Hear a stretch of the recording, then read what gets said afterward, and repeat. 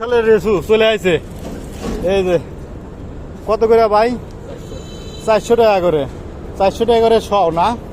এটা কি ভিতরে মাল মেডিসিন তো হয়েছে, পাইকে গেছে তো না? খাওয়া যাবে। আচ্ছা 400 টাকা করে। কত করে রাখা যাবে ভাই? ফিক্সড। এটা কোন জায়গার লেসু ভাই? কোন জায়গা থেকে আনছিলেন?